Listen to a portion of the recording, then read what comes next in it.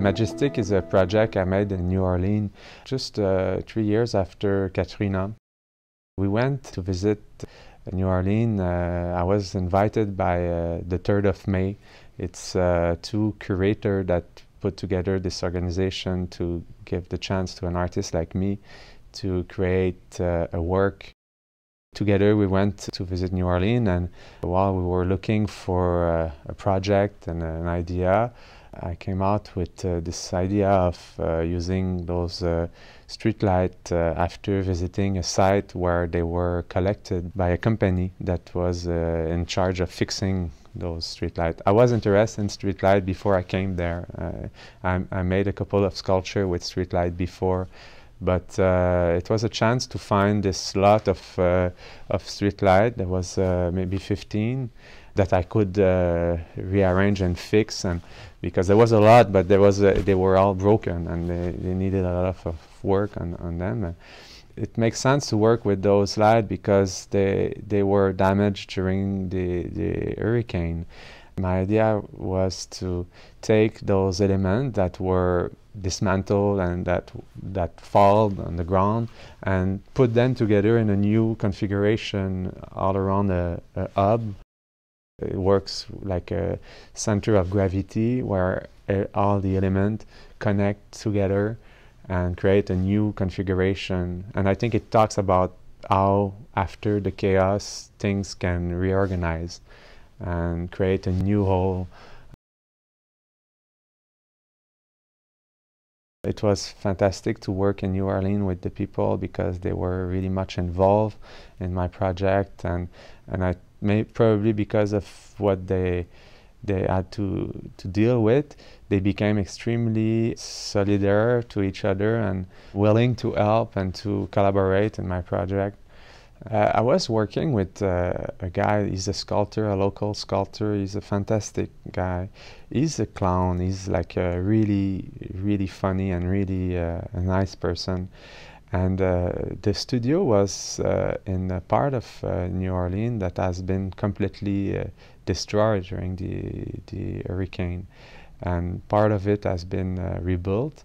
And I was surprised how conservative are the people around there. But at the same time, they got involved in the project.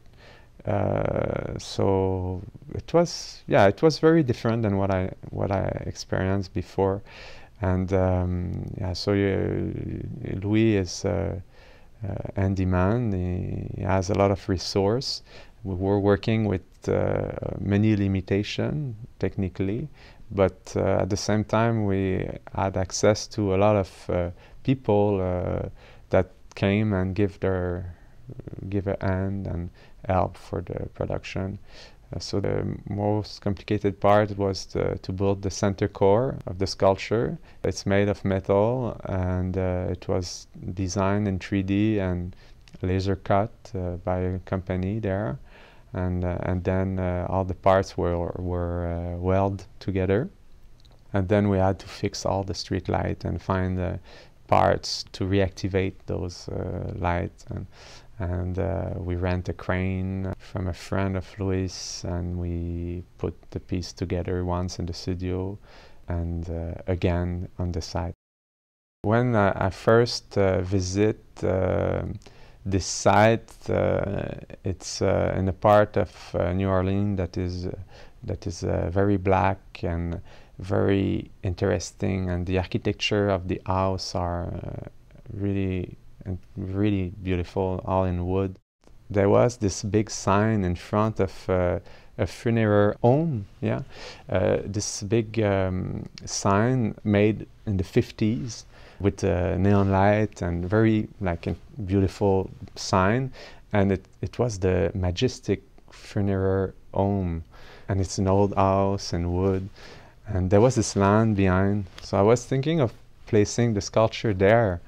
And so I took the title from this place, and it makes sense because it was linked to the story of the site and where the piece came from. Because I really imagined the sculpture when I was there, linked to that land. And seeing those lights left over and disassembled in a container in a scrapyard suggests the possibility of reorganizing those pieces of equipment into a new configuration that create hope, because it shows that it's possible to make something out of nothing.